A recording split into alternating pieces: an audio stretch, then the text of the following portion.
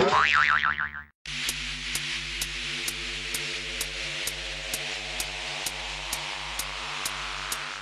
terima kasih Arya, terima kasih Kang Ran atas bantuannya, terima kasih juga teman-teman yang udah hadir di ngos-ngosan ronde ke-8 kali ini. Nah, kita kali ini akan ngebahas elemen fotosintesis yang terakhir, yaitu mengenai air ya.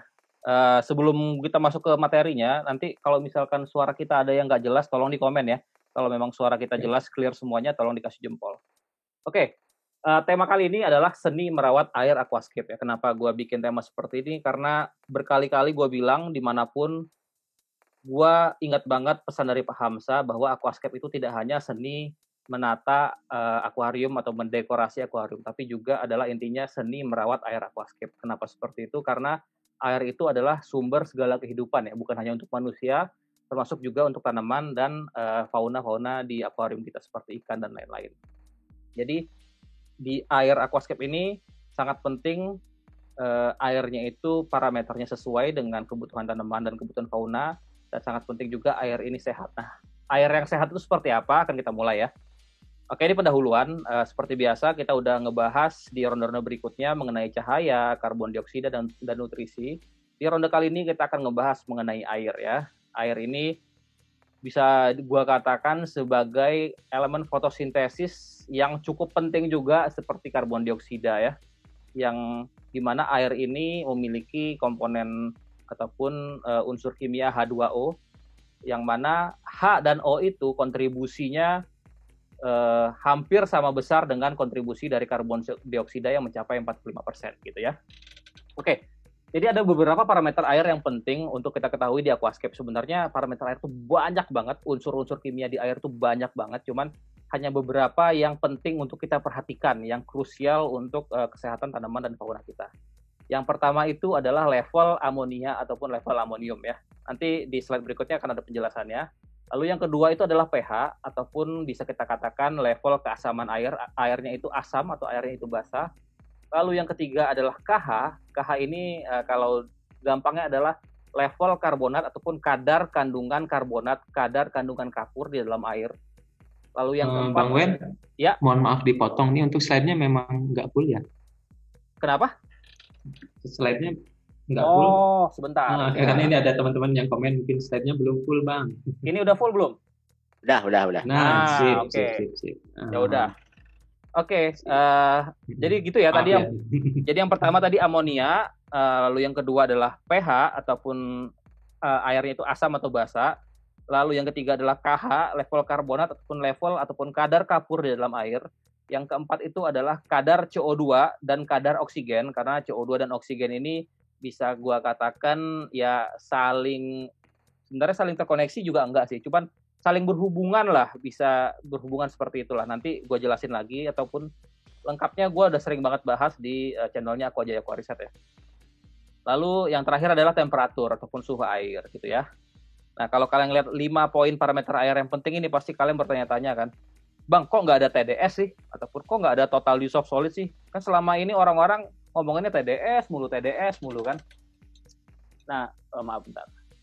Nah, bisa gue katakan TDS itu sebenarnya nggak penting-penting amat ya. Dibilang penting enggak, dibilang nggak penting juga, ya memang nggak penting. Tapi kenapa gue bilang nggak penting, nanti akan gue bahas di akhir ya. Jadi kita bahas 5 poin yang di awal ini dulu.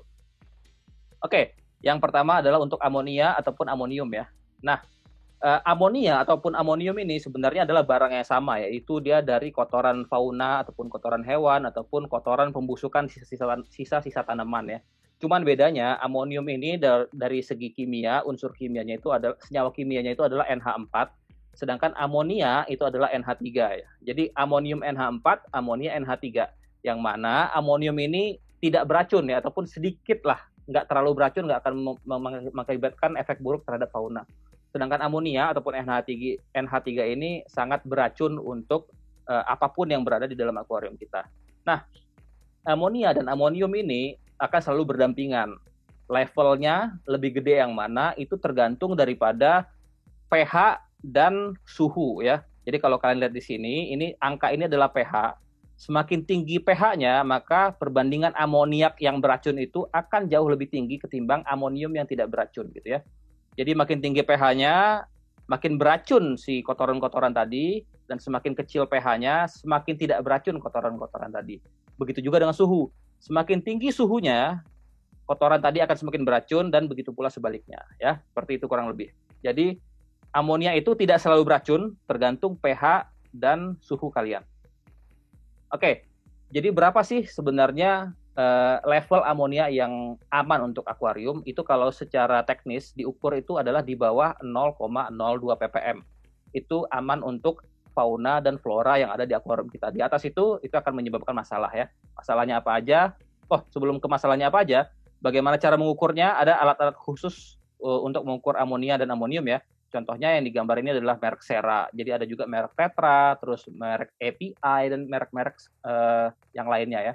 Modelnya seperti model tetes ini. Kebetulan untuk amonium ataupun amonia ini, gue udah ngebahas tadi siang, kebetulan baru rilis videonya di channelnya Aquajaya Aquarius jam 11:30. Itu udah gue bahas lengkap mengenai amonium dan amonia, dan juga cycling. Untuk lebih lengkapnya kalian bisa cek ya. Ini gue akan bahas kulit-kulitnya aja. Nah, amonia yang tinggi itu akibatnya sangat buruk buat akuarium kita. Yang pertama itu adalah munculnya alge. Karena alge ini, spora alge itu akan bisa berkembang jika dia memiliki makanan yang mana makanan utamanya itu adalah amonia ya. Lalu yang kedua itu dapat menyebabkan tanaman melting ataupun lumer di saat pada dia adaptasi gitu, ataupun membuat pembusukan batang dan pembusukan akar pada saat dia adaptasi, pada saat di awal tanam. Dan yang pasti akan menyebabkan kematian fauna ya. Level amonia di atas 0,02 ppm itu sudah dapat membuat fauna apapun merasa tidak nyaman, bahkan mungkin bisa mati. Seperti itu.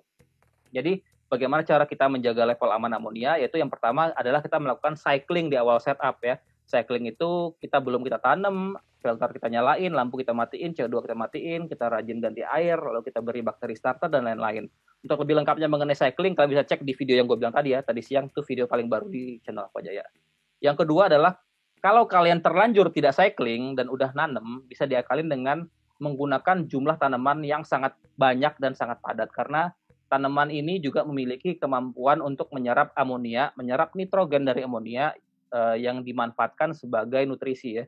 Jadi kalau kalian tidak cycling dan kalian pakai soil atau pakai pup dust, terlanjur tidak cycling, gunakanlah tanaman yang sangat banyak. Di ronde yang lalu gue juga bilang Amano tuh selalu melakukan hal seperti itu. Dia tidak cycling tapi dia pakai tanaman stem yang banyak banget sehingga amonianya bisa terserap semua oleh tanaman. Analoginya kalian diberikan makanan yang banyak, tapi kalau orangnya juga banyak, jadi yang makan makanan tersebut juga akan banyak. Jadi tidak bersisa, makanannya tidak akan dimakan oleh tikus ataupun dimakan oleh kecoa ataupun hama lainnya. Seperti itu ya analoginya. Lalu yang ketiga, jangan berikan fauna yang terlalu banyak ataupun terlalu besar yang kotorannya banyak, karena kotoran ini kan mengundang amonia ya, dan pakannya yang tidak terlalu banyak. Pakan yang tersisa itu juga akan menyebabkan amonia gitu ya. Yang keempat adalah harus rajin mensifon ataupun menyedot kotoran-kotoran dan pergantian air yang rutin ya. Di sela-sela tanaman, di bawah-bawah substrat, apalagi di moss ya, kan tepok-tepok itu banyak banget kotoran yang bisa memicu amonia. Dan pergantian air minimal 1 minggu 1 kali 50%. Idealnya sih bisa 2 kali 1 minggu ya. Dan yang terakhir, kalian harus sediakan media biologi yang cukup dan SSA-nya ataupun spesifik surface area-nya mumpuni. Ini udah gue bahas dengan jelas di ronde-ronde sebelumnya yang mengenai filter. Oke, itu mengenai amonia ya. Untuk lebih jelasnya, kalian cek video tadi siang. Lalu yang kedua, parameter yang harus kita ketahui adalah mengenai pH gitu ya. pH itu singkatnya apa ya? Mengukur seberapa asam ataupun seberapa basa air akuarium kalian. Jadi air itu kan kalau kalian ketahui ada yang namanya netral, ada yang namanya asam, ada yang namanya basa. Nah, secara teknis pH itu adalah perbandingan jumlah ion H+ dengan ion OH- ya. Kalian gak usah pusingin lah ya. Intinya si pH ini diperlihatkan dengan skala angka. Kalau kalian lihat nih skala angka ini, kalau angkanya 7 artinya pH kalian itu netral. Di atas 7 itu adalah pH-nya alkalin ataupun basa, dan di bawah 7 itu pH-nya acid ataupun asam gitu ya. Nah, untuk yang aquascape, pH air yang ideal itu kisaran 6 sampai 7. Kenapa seperti itu? Karena memang di alamnya rata-rata tanaman dan fauna itu hidup dan optimal dia di rentang air kisaran 6 sampai 7. Yang lebih dari 7 ada, yang kurang dari 6 juga ada. Cuman kalau secara rata-rata kebanyakan tanaman dan fauna aquascape itu akan tumbuh optimal pada pH 6 sampai 7 seperti itu. Lalu yang berkaitan dengan pH adalah KH ya. Seperti gue bilang tadi, KH itu adalah jumlah kapur ataupun jumlah karbonat, atau spesifik lagi adalah jumlah kalsium karbonat ataupun CaCO3 yang terlarut di air. Biasanya kita hitung dengan satuan miligram per liter ataupun lebih dikenal lagi dengan satuan DKH ya, derajat KH. Nah, KH ini sangat mempengaruhi pertumbuhan tulang dan sisik ikan, karena kalsium itu sangat mempengaruhi pertumbuhan tulang dan sisik ya, baik pada manusia dan pada hewan, terutama juga pada ikan. Lalu juga Ca ini bisa lebih spesifik lagi, maksudnya adalah KH ini menjaga kestabilan pH. Jadi KH ini adalah buffernya pH. Semakin tinggi KH, maka pH itu akan semakin stabil, akan semakin sulit dinaikin ataupun diturunkan. Semakin rendah KH, maka pH itu akan gampang sekali berubah ya. Kena asam sedikit aja atau kena basa sedikit aja, perubahan sedikit aja dari keasaman itu akan menyebabkan pH-nya swing naik atau turun ya, kalau di KH yang rendah. Oke, jadi untuk KH itu levelnya juga banyak ya, bisa dari 0 sampai 20-an ke atas, sampai 30-an bahkan kalau airnya sangat-sangat hard. Nah, di air dengan KH 0 sampai 3 itu biasanya kita sebut dengan air yang soft ataupun very soft ya, ataupun kalau bahasa Indonesianya kalau dibilang lembut nggak enak ya, air lembut. Ya air soft lah, air soft sampai very soft. Nah, di mana dengan KH 0 sampai 3 di air soft very soft ini kita akan sangat mudah menumbuhkan tanaman-tanaman yang require air soft seperti kayak tonina, dari genus-genus tonina, ataupun genus-genus Singonanthus, genus-genus kayak Tritoria ataupun Tritoria blood famit, atau biasanya orang bilang apa ya Tritoria ini? Apa sih? Yang modelnya kayak hair grass tapi ada pentolnya itu namanya biasanya? Erekolon. Erekolon, tapi sebenarnya Tritoria blood famit ini bukan erekolon ya, cuman orang dulu biasanya nyebutnya erekolon blood famit, tapi yang benar Tritoria blood famit. Dan juga misalkan Amania ya. Jadi 4 jenis tanaman ini akan sangat optimal tumbuh di air yang KH-nya 0 sampai 3. Kalau di atasnya mungkin dia bisa melting gitu ya. Lalu di KH 4 sampai 7 itu kita sebut dengan air yang medium ya. Kekerasannya itu medium, di mana di kekerasan medium ini hampir semua tanaman misalkan kayak donoy ataupun segala jenis rotala dan tanaman-tanaman lainnya, mungkin bisa gua katakan 90% ke atas tanaman aquascape itu akan bisa optimal tumbuh di KH sekitar 4 sampai 7 ya, di air yang kekerasannya medium.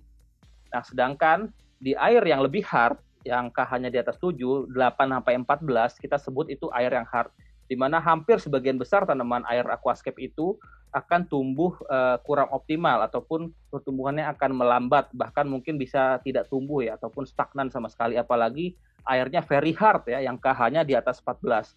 Kayak gue pernah pengalaman di kosan gue itu airnya very hard sampai 20 KH-nya.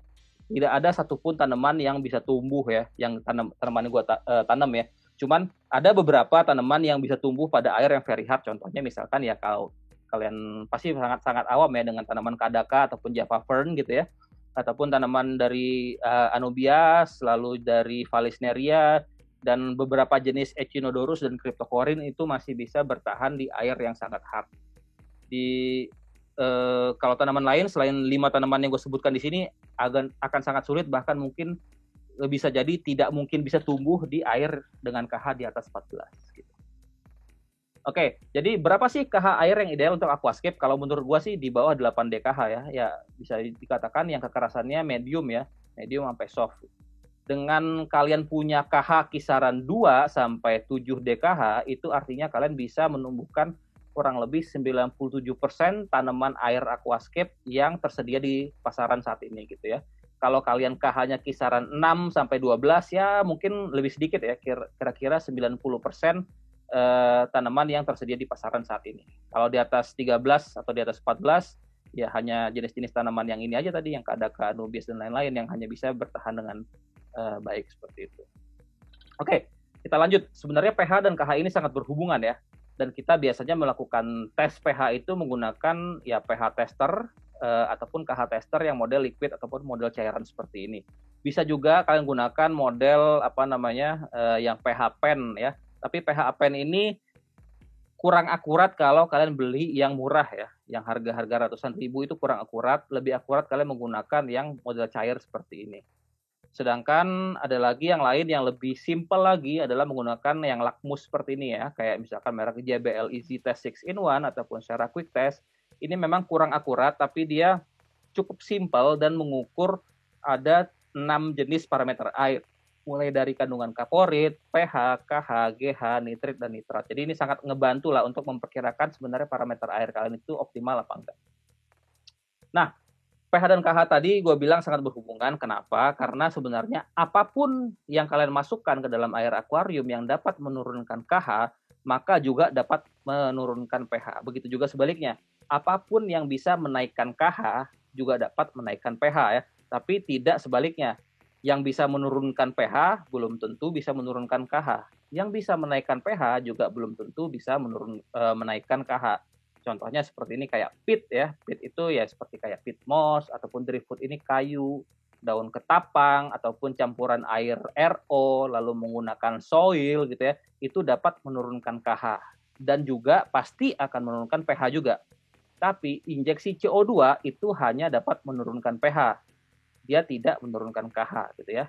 Nah, sebaliknya kalau misalkan kalian menggunakan karang jahe ya, coral chips itu bisa menaikkan KH dan juga menaikkan pH. Dan menggunakan batu kapur ya ataupun batu gamping itu menaikkan KH dan juga menaikkan pH. Begitu pula dengan baking soda. Tapi kalau kita aerasi yang naik itu hanya pH ya. Jadi seperti itu ya. Hubungan antara pH dan KH. Apapun yang menaikkan dan menurunkan KH pasti akan menaikkan dan menurunkan pH juga, tapi tidak sebaliknya. Seperti itu. Oke, parameter air selanjutnya yang harus kita perhatikan adalah CO2, oksigen dan temperatur. Oke, kita mulai dulu dengan level CO2 ideal. Pernah kita bahas di ronde sebelumnya ya, di ronde 6 kalau nggak salah. Jadi level CO2 yang ideal itu adalah di atas 30 ppm ya. Untuk lengkapnya 30 ppm ini seperti apa, dari mana asalnya, kalian cek di ronde yang ke-6 ya. Lalu juga level oksigen yang ideal itu sebenarnya kisaran 6 sampai 8 ppm ya.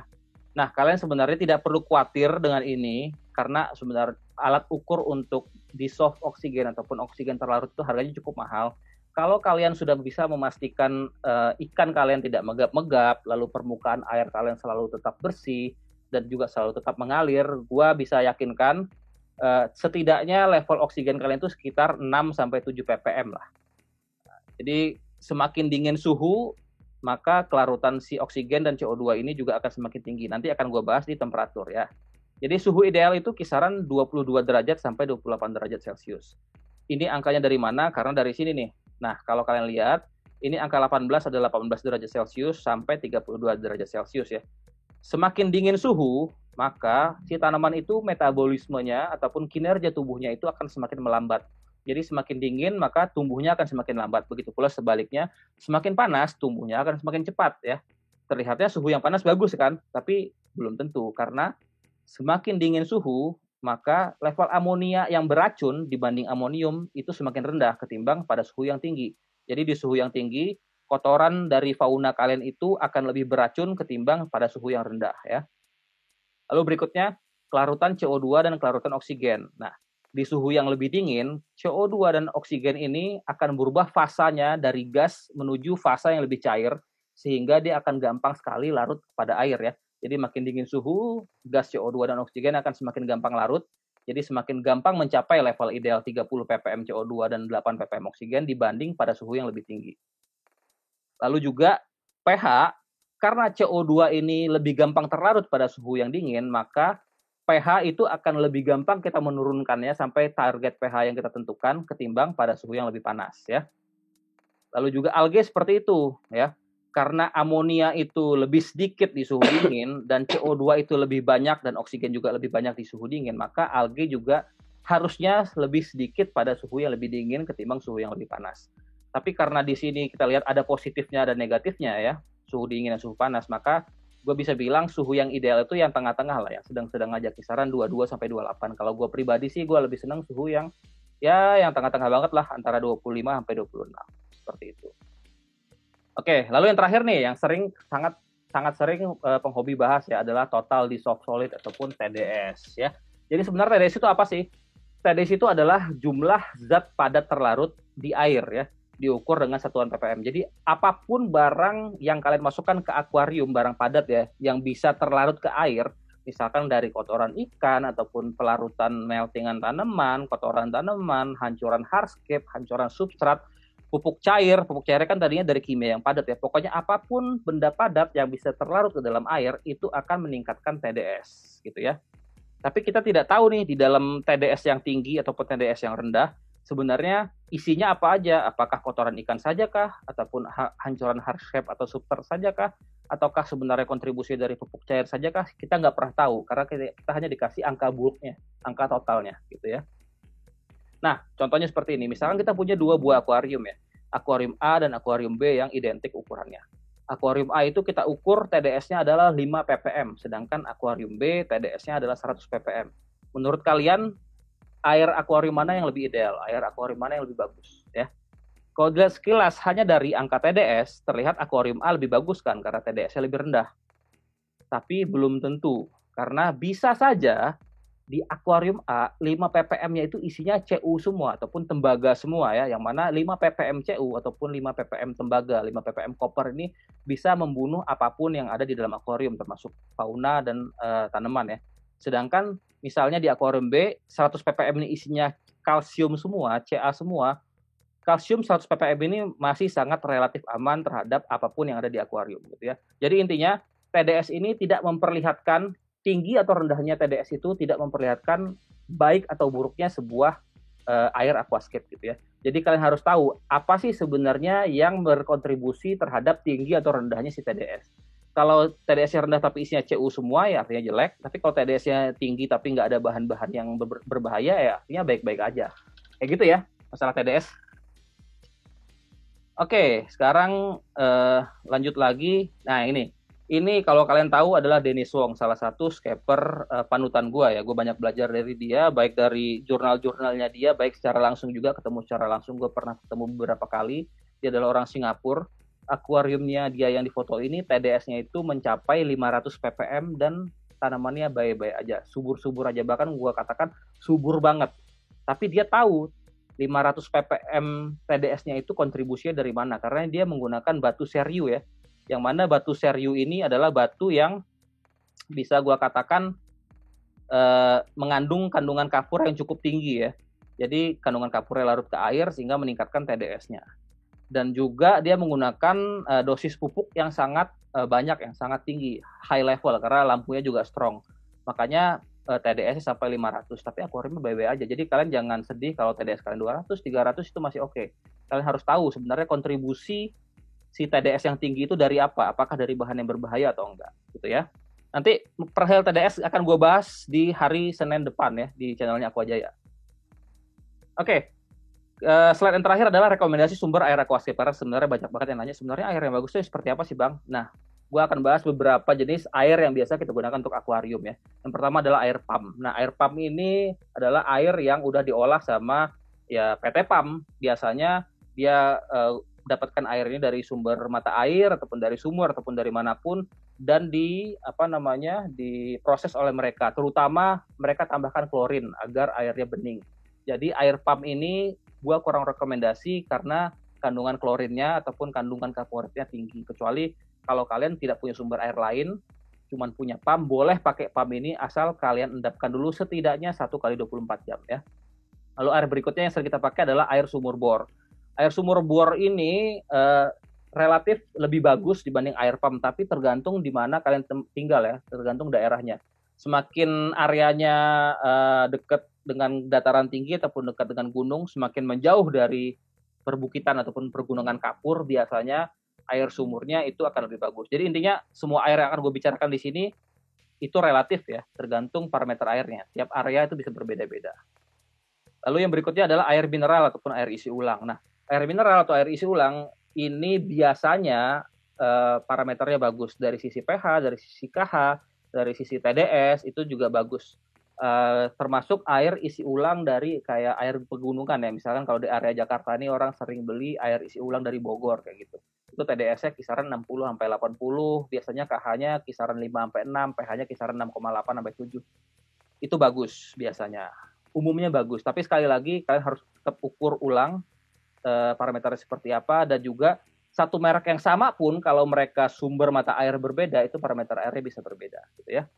Lalu berikutnya yang sering orang pakai lagi adalah air RO ya, terutama buat pecinta udang-udang hias ya. Air RO ini adalah air reverse osmosis yang diproses sedemikian rupa melalui sistem filtrasi sedemikian rupa sehingga bisa menghasilkan air yang hampir murni ya, hampir seluruhnya itu H2O, tidak ada unsur ataupun senyawa lainnya. Bisa kita katakan TDS-nya itu di bawah 10 lah atau bahkan di bawah 5 ya. Air RO ini menurut gua sebenarnya kurang oke kalau kalian pakai 100% air RO. Kenapa?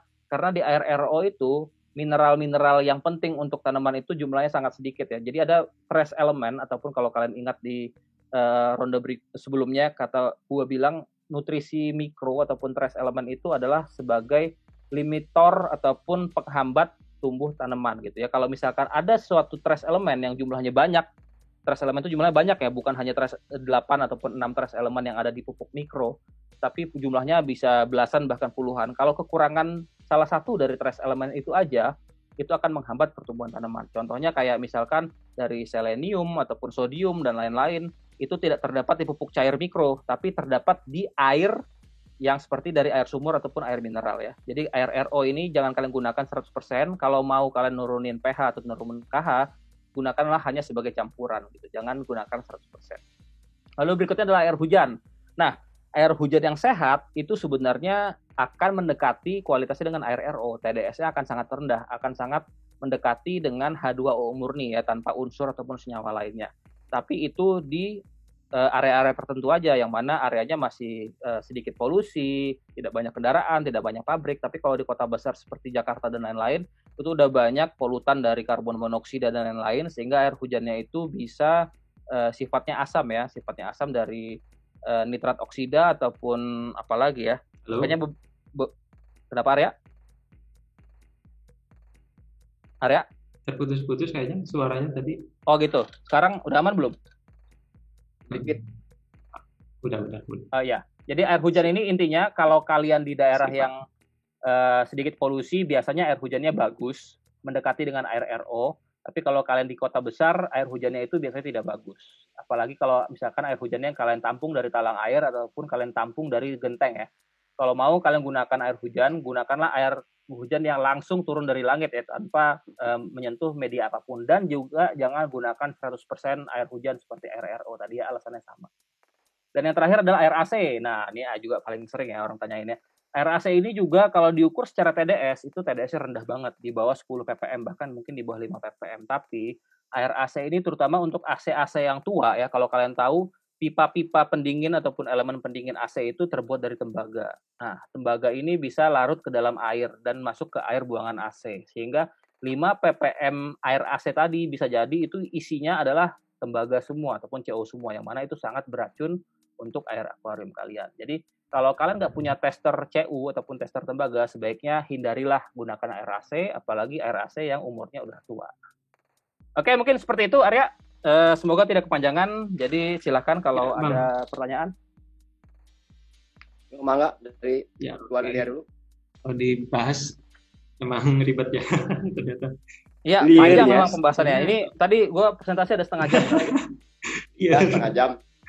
Ada 34 menit. Ini, nah buat teman-teman silakan yang mau bertanya di kolom komentar ya. Tadi ada yang di awal-awal udah tanya, tapi cuman ini ke titik ya. Setelah yang baru, silakan itu di copy lagi dulu pertanyaan. Berarti sebelum setting nih. Suaranya putus-putus, Arya. Suaranya putus-putus, Arya. Maaf, suaranya putus-putus. Bisa diulang? Halo. Ya. Halo. Ya. Cek. Jelas? Ya, jelas. Berarti sebelum setting kita mesti cek dulu airnya ya?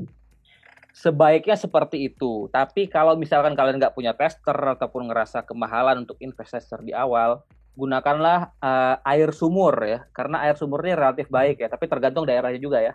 Gunakanlah air sumur. Kalau mau gunakan air pump boleh, tapi harus diendapkan terlebih dahulu. Nah, kalau kalian ternyata menimbulkan masalah dari tanaman yang kurang oke dan segala macam, padahal CO2-nya udah banyak, baru deh kalian ukur terutama KH-nya. Karena KH yang tinggi itu sangat menghambat pertumbuhan tanaman, apalagi KH-nya belasan. Kalau kalian nggak pede ya langsung pakai air mineral ataupun air isi ulang aja. Itu kalau akuariumnya nggak terlalu gede ya. Oh, itu kalau secara kasat mata, itu air itu bisa dilihat ciri-cirinya nggak? Atau Gini Kang. Yang paling terlihat itu KH. Area gue mundur ke KH ya. Jadi KH ini kan adalah jumlah kalsium karbonat ya. Jumlah kalsium karbonat. Jadi kalsium ini ataupun KH yang tinggi di akuarium itu akan menyebabkan kerak-kerak kaca di air. Jadi orang bilang biasanya apa ya, kerak kaca atau jamur kaca gitu. Yang putih-putih itu. Jadi kalau itu putih-putihnya banyak, tinggi, berkerak, susah banget dihilangin, artinya KH kalian itu tinggi. Gitu. Itu sih ciri yang paling gampang terlihat. Gitu Kang. Ya. Ini kalau lihat tabel di sini kan mungkin untuk tanaman ini airnya mesti segini. Nah misalkan kita mau mix nih semua nih Bang. Kalau mau mix ya ini area kalian usahakan KH-nya kisaran 2 sampai 7 gitu. Ini bisa menumbuhkan dengan optimal sekitar 97% tanaman yang ada di pasaran saat ini. Gitu. Ya kalau mau gampang di bawah 10 lah. Kalau kalian punya KH di bawah 10 itu udah relatif aman lah. Karena kalau misalkan KH kalian terlalu tinggi, itu untuk mencapai CO2 sampai 30 ppm itu sangat sulit. Karena gue bilang tadi ya, KH ini kan buffernya pH. Tadi kalau di ronde sebelumnya gue bilang, targetkan penurunan pH itu 1 poin pada saat lampu nyala ya. Tapi kalau KH kalian itu terlalu tinggi, maka kalian akan membutuhkan CO2 yang tinggi banget sampai nggak bisa terlihat beberapa bubble per second untuk menurunkan 1 poin pH gitu. Tapi kalau KH kalian rendah, untuk menurunkan 1 poin pH itu akan lebih mudah. Gitu. Jadi intinya di situ sebenarnya ya. Jadi makin besar CO2 itu bisa nurunin juga ya KH-nya. Bisa Kang, tapi sebenarnya yang lebih kita concern adalah makin tinggi KH, maka semakin tinggi CO2 yang kita butuhkan. Gitu. Tadi kalau KH bisa nurunin pH, bisa Kang jawabannya. Karena yang ini tadi nih. Ya. Nah ini tadi juga ada. Salah. CO2 itu hanya nurunin pH, tapi tidak nurunin KH. Maaf, gua salah. Tadi sekalian ada yang tanya juga sih di awal, tapi scrollnya ke atas nggak tahu dari siapa. Jadi cara untuk naikin dan nurunin udah ada ya sebenarnya yang tadi yang bahan-bahan ini nih. Jawabannya ya. Jadi apapun yang nurunin KH pasti akan nurunin pH. Begitu pula apa yang naikin KH pasti akan naikin pH, tapi tidak sebaliknya. Ini bisa kalian pause saja atau kalian screenshot, kalian taruh di HP. Ya, ini barang-barang yang bisa menurunkan KH, menaikkan KH, nurunin pH, naikin pH gitu. Gua nggak bahas GH di sini karena GH sebenarnya tidak terlalu berpengaruh signifikan terhadap tanaman maupun fauna ya, kecuali kalian mau breeding fauna tertentu. Ini dari Bang Bara Mulia nih ya. Bara Mulia Rahman. Bang, apakah klorin dalam air PAM bisa dinetralkan menggunakan anti klorin? Oh bisa. Bisa menggunakan anti klorin, cuman gue sarankan kalian gunakan anti klorin itu sebelum kalian masukkan ke akuarium. Jadi airnya kalian tampung dulu di ember ataupun di bak itu, diendapkan, kasih anti klorin baru dipakai. Jangan yang air berklorin, air dari PAM baru langsung masukin ke akuarium baru dikasih anti klorin ya. Kalau gue sih pribadi kalau pakai air dari PAM, pakai anti klorinnya sebelum dimasukin ke akuarium, itu lebih aman. Berarti si anti klorin itu sendiri harus dienapkan dulu ya, nggak bisa langsung. Kalau langsung di tank misalkan langsung dikasih. Iya, takutnya sih klorin yang cukup tinggi itu berpengaruh terhadap tanaman maupun fauna yang ada di dalam akuariumnya Kang gitu. Jadi untuk preventif atau untuk mencegahnya baiknya anti klorinnya dipakai sebelum kalian masukin ke akuarium. Gitu. Ya. Oke. Dari Jalaluddin Al Indonesia ini lebih ke fauna nih. Bang, kenapa ikan-ikan bisa hidup di kolam empang, sedangkan kolam empang itu dari airnya berwarna hijau pekat penuh alga, bukankah itu amonianya tinggi banget? Kok bisa ya ikan itu hidup? Nah, gini. Air yang hijau berarti ya. Gua nggak ada tabelnya sih di sini.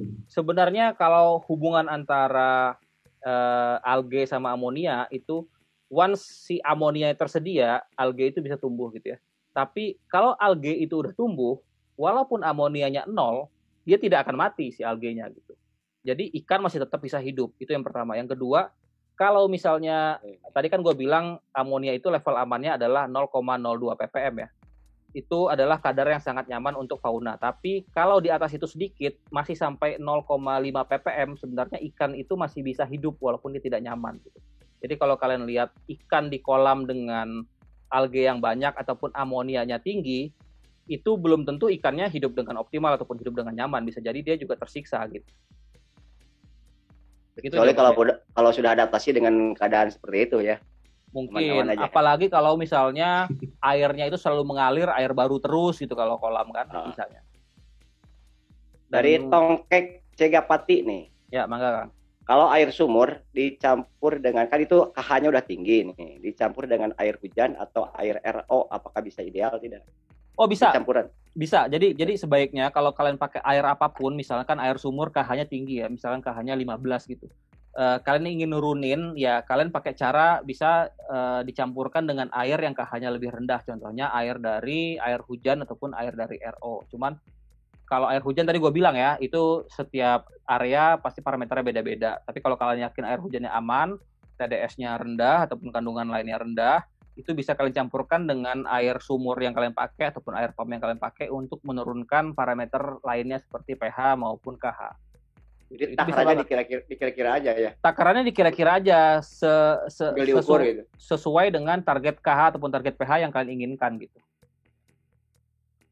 Jadi tidak ada aturan air hujannya lebih banyak, air tidak ada. Banyak. Karena air sumur orang kan KH dan pH-nya beda-beda. Air hujan itu juga KH dan pH-nya beda-beda gitu. Jadi memang harus coba-coba sih. Biasanya gue coba dulu di luar, ambil misalkan air hujan sama air sumur, gue coba gabungin 1:1, gue cek parameternya sesuai dengan keinginan apa enggak. Kalau kurang, mungkin air RO-nya ataupun air hujan yang ditambahin ataupun bahkan air sumur yang ditambahin sampai menemukan perbandingan yang sesuai dengan keinginan gitu.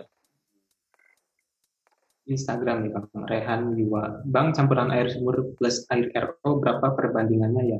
Nah, tadi udah kejawab barusan ya dengan pertanyaan Kang Ran ya. Tergantung dari parameter si air sumur dan air RO-nya. Naufal_sastra alternatif alat cek air apa ya? Kalau dibilang alternatif sih paling simpel dan paling banyak dan cukup murah gitu ya. Ini adalah yang ini tadi. Maaf. Bentar ya, gua forward dulu. Yang model lakmus tadi, yang model kertas. Itu bisa ngukur 6 macam parameter air dan dia satu botol itu harganya kisaran 300 ribuan. Dan isinya ada 50 kertas lakmus ya. Ini ada 50 kertas lakmus. Dan gue biasanya satu kertas lakmus ini juga gue belah 2 lagi. Jadi satu kertas ini bisa dipakai 2 kali. Irit.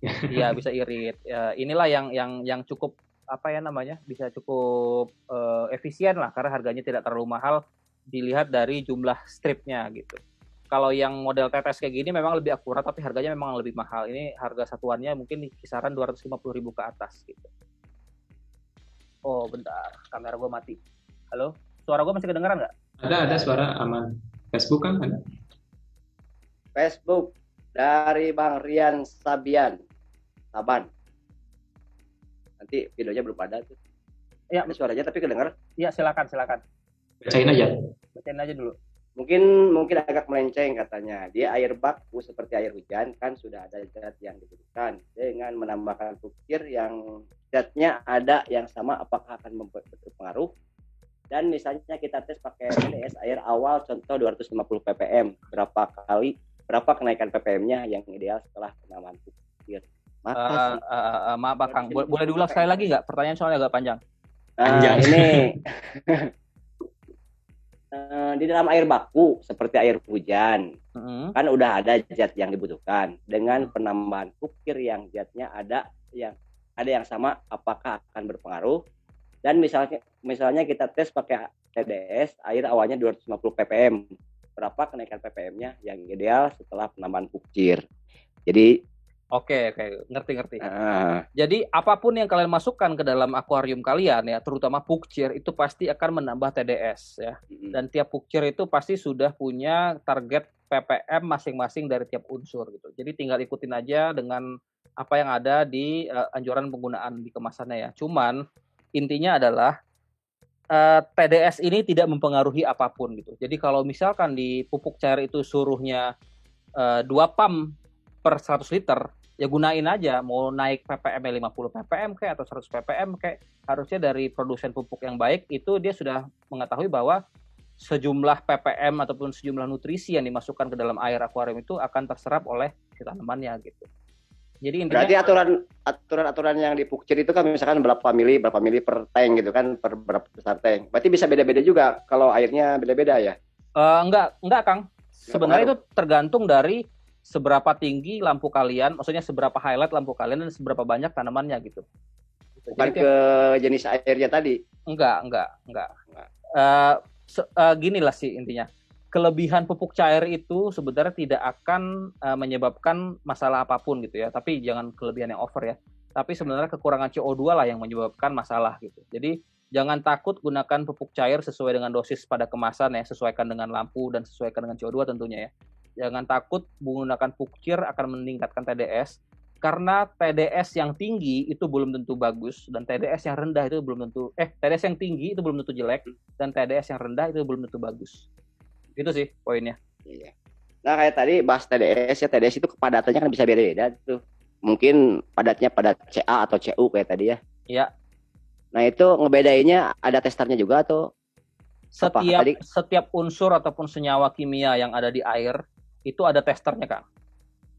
Ada jadi, testernya. Oh ini kelebihannya zat beracun, ini kelebihannya zat yang bagus misalkan. CU itu, ini punya tester sendiri, Fe punya tester sendiri, tiap-tiap unsur dan senyawa di kimia air itu punya tester sendiri. Cuman kalau kalian pengen yang ultimate test gitu ya, yang tes keseluruhan yang sekali tes ya udah nggak perlu tes lagi. Biasanya bawa air sumur kalian ke lab ya, ke suku Vindo misalnya. Itu biayanya kisaran ratusan ribu sampai 1 jutaan tergantung apa aja yang ingin dites. Itu kalau pengen detail ya. Cuman kalau nggak pengen terlalu detail ya cukup ya beli kayak yang model lakmus tadi gitu. Tapi kalau kayak lakmus juga kan belum nggak tahu ya itu zat apa gitu atau yang di lakmus tadi tuh cuman kaporit, pH, KH, GH, nitrit, nitrat. Jadi kayak CA ataupun CU ataupun Fe dia nggak ngukur. Jadi tetap nggak tahu kan ini yang beracun atau tidaknya gitu ya? Nggak tahu, harus ada tester lain. Kayak tester yang sera atau tetra tadi itu ada tester macam-macam. Jadi kalau secara awam testernya gimana? Tanam aja dulu kalau mati. Gitu. Biasanya sih ya kalau kalian gunakan kayak air tanah ataupun air sumur ataupun air isi ulang itu tidak beracun karena memang air isi ulang itu didesain untuk diminum orang gitu. Jadi cari sumbernya aja yang benar gitu. Ya, biasanya yang baik buat manusia, baik juga buat tanaman biasanya gitu. Aman kalau begitu. Berarti sebelum ada beracun tidaknya ya carilah sumber yang baik airnya gitu. Iya, ataupun tes minum dulu Kang, kalau mati berarti beracun. Oke, lanjut Bang Arya. Scaping.j. Saya pakai air PDAM, jadi tank saya berkerak. Rencana saya mau pakai filter housing. Apakah bisa mengurangi klorin agar tidak berkerak? Oke, kalau misalkan kalian pakai air PDAM dan airnya parah ya, misalkan berkerak. Kalau kerak tadi kan biasanya mostly dari kalsium ya, ataupun KH-nya tinggi. Biasanya air PAM itu juga Fe-nya terlalu tinggi, airnya bisa kekuningan dan macam-macam. Kalau pakai pre-filter ataupun housing filter untuk menyerap kayak misalnya zat-zat beracun kayak CU ataupun kayak apa lagi ya, pokoknya menyerap warna, menyerap racun itu gunakan housing yang isinya karbon aktif. Nah, tapi kalau untuk menyerap Ca dan menyerap Mg ya, menurunkan hardness air itu gunakan housing yang isi filternya adalah resin kation gitu. Jadi tergantung kalian mau ngurangin apa dari air PAM gitu. Kalau pengen ngurangin kayak bau, warna, dan juga zat-zat besi ya, logam-logam berat, itu gunakan karbon aktif. Tapi kalau ingin nurunin hardness, nurunin KH, nurunin GH, ngurangin Ca dan Mg, nurunin kadar kapurnya, itu kalian menggunakan resin kation media filtrasinya. Gitu. Liarnya ya, liar. Patokannya gini, air yang bisa dipakai wudhu udah itu bagus lah pasti. Gini Kang, kalau di Bandung ya, terutama yang masih di area cekungan Bandung agak ke pinggir lah, yang masih dekat perbukitan itu relatif airnya bagus Kang. Karena kan gue juga pernah tinggal di Bandung 7 tahun ya, jadi gue pernah ngukur juga airnya itu bagus banget kalau di Bandung. Jadi beruntunglah teman-teman yang tinggalnya aman kalau sini aman. Di dataran tinggi airnya itu cukup bagus. Cuman gue pernah dapat cerita dari Kang Edwin ya, dari EJS doang, Nabil Aquascape. Dia bilang besi. itu airnya zat besinya tinggi, lalu juga pH dan KH-nya cukup tinggi sehingga dia menggunakan air isi ulang untuk maintenance di tanknya. Emang Karena itu datarannya rendah sih, itu banyak iya pabrik rendah, juga. udah area kesoreang kan, itu airnya udah kurang Soreang. bagus gitu. Oke, ini Ya, di saya Facebook di yang mau selatan bertanya memang dekat silakan nih. itu jelek. Facebook ada? Tidak ada, cuman pada absen doang dari Banyuwangi. Fin akuatik. Om, selain pakai alat, ada nggak metode ngecek air yang pas buat aquascape? Nggak ada sih, namanya kita ngecek pasti harus ada alatnya gitu. Kalau sekedar kira-kira ya nggak bisa, kecuali ya kalau kalian udah sangat berpengalaman, sudah mengerti sebenarnya tanaman gua kenapa ya gitu. Misalkan ngelihat dari defisiensi nutrisi ataupun ngelihat ini ternyata ciri-ciri kekurangan CO2 ataupun ini ciri-ciri air yang terlalu hard seperti ini. Kalau kalian bisa identifikasi itu, ya kalian nggak perlu tes, tinggal kalian langsung perbaiki gitu. Cuman kan nggak semua orang punya kemampuan seperti itu gitu. Jadi intinya sih menurut gua ya, mungkin sekalian menyimpulkan juga, kalau kalian tidak yakin dengan air kalian yang bagus, apalagi kalau kalian tinggal di perkotaan besar, gunakanlah sebisa mungkin air sumur ya. Air sumurnya biasanya relatif bagus, tapi sekali lagi kalau di kota besar belum tentu bagus. Kayak di tempat gua tuh air sumurnya juga jelek. Kalau airnya jelek, air sumurnya jelek, tanaman kalian juga jelek, padahal CO2-nya tinggi, ya gunakanlah air mineral ataupun air isi ulang gitu. Ataupun bisa dicampur dengan air RO untuk memperbaiki kualitas airnya. Iya. Ini kembali ke tadi ke jenis-jenis tanaman yang bisa dihidup di tadi apa yang grafik? Ya, yang dari KH ya. Nah, itu secara fisiknya bisa di ini nggak biar langsung ini tamannya lihatnya bukan yang ini yang ada tadi. Oh gini Kang, biasanya dengan ini. KH yang tinggi ya itu CO2-nya akan lebih sulit untuk mencapai target yang kita inginkan gitu. Jadi kalau KH yang tinggi biasanya itu cirinya sama dengan ciri tanaman kekurangan CO2 yang pernah kita bahas di ronde sebelumnya gitu. Yang dia jadi konpet lah, daunnya kerdil lah, daunnya keriting, antar daunnya memanjang dan segala macam, bisa dicek di ronde berikutnya. Iya pernah dibahas ya lu. Iya, dan satu lagi yang paling gampang terlihat biasanya ya intinya tanamannya lambat banget tumbuh walaupun udah kita kasih CO2 yang menurut kita udah kenceng gitu. Dan menurut kita udah larut gitu. Tanamannya tambah lambat banget, lalu tidak sehat, malah diserang algae, bisa dicurigai KH-nya itu tinggi banget. Ya ujung-ujungnya harus dicek, harus dites.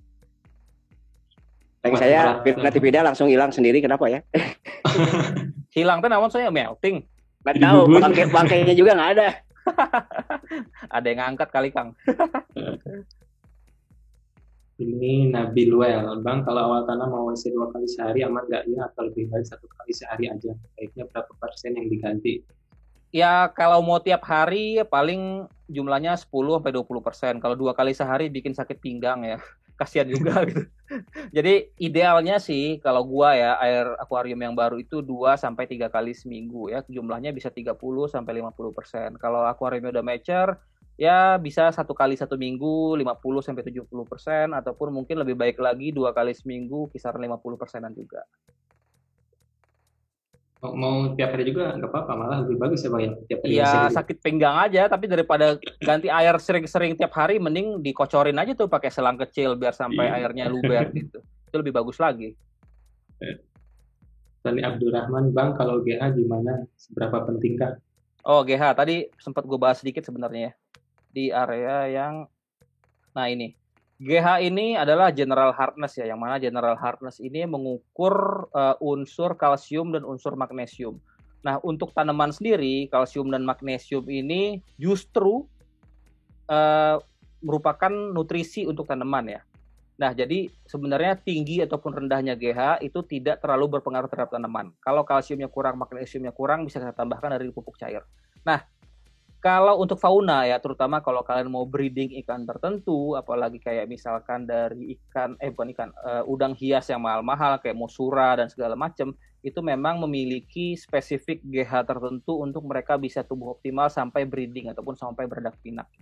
Jadi intinya kalau untuk tanaman, GH ini tidak terlalu berefek banyak, tapi kalau untuk fauna sampai ingin breeding ya, ingin memperbanyak fauna, GH ini cukup berpengaruh signifikan. Tergantung faunanya apa dan tergantung dia di alamnya itu GH-nya berapa yang yang ada di alamnya gitu.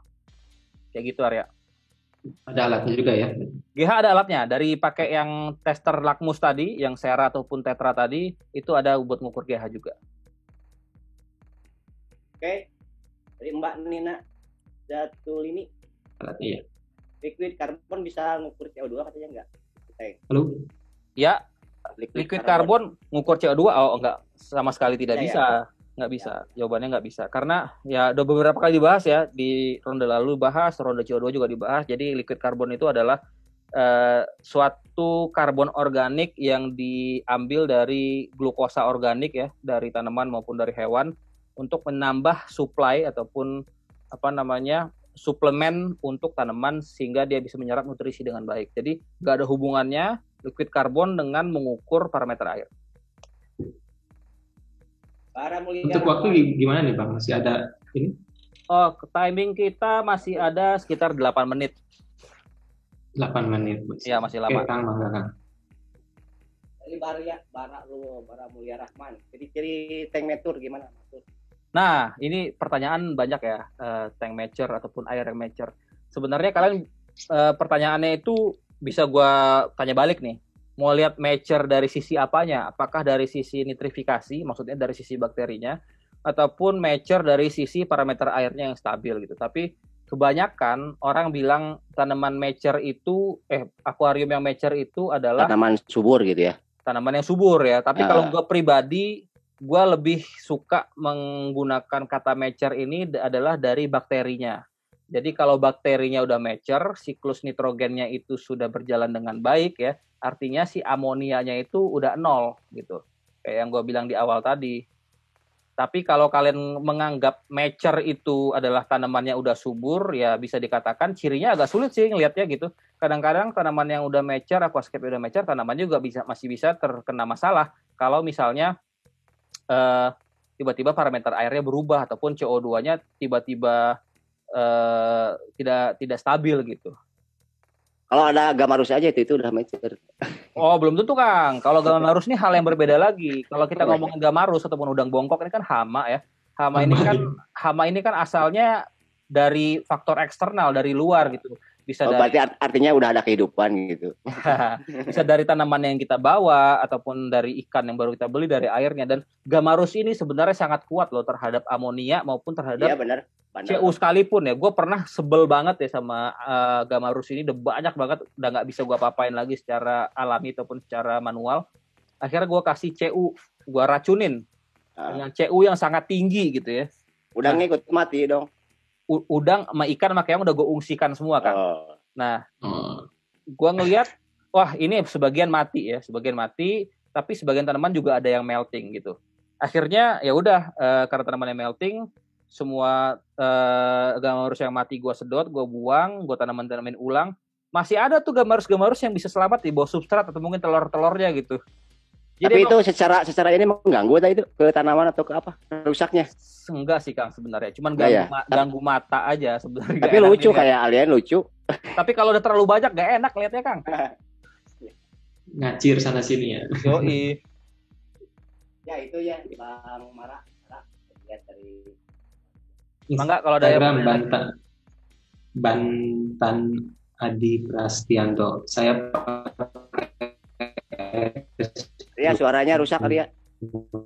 Arya putus-putus. Boleh di tank saya ikan malah cek. Ya. Boleh saya diulangi? Kan pakai air sumur bor di tank. Ya. Halo cek. Ya, saya kan pakai air sumur bor. Saya kan pakai air sumur bor di tank saya. Ikan malah berkembang biak. Apakah ikan berkembang bisa jadi patokan bahwa airnya baik? Nah, gini.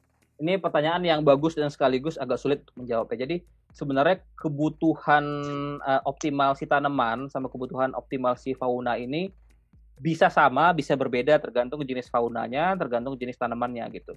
Tapi kalau misalkan ikan kalian itu bisa bertelur, artinya dia udah nyaman kan di air tersebut. Tapi untuk jenis ikan itu gitu, belum tentu untuk jenis ikan lain dan belum tentu untuk fauna yang lain. Apalagi kalau kalian cuma pelihara ikan moli, ikan gapi yang notabene gampang sekali beranak di akuarium gitu, ataupun di empang ditaruh aja gampang sekali beranak. Belum tentu parameter airnya juga sesuai untuk tanaman gitu ya. Jadi intinya sih memang harus diukur lagi sesuai dengan apa yang gue jelaskan tadi sebelumnya gitu.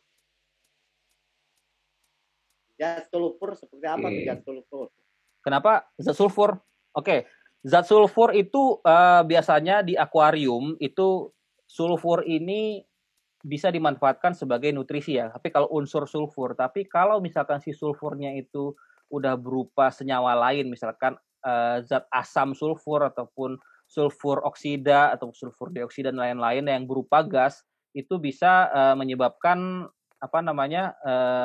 munculnya gas-gas ataupun bubble ataupun seperti udara di bawah substrat kalian dan membuat air kalian bau gitu.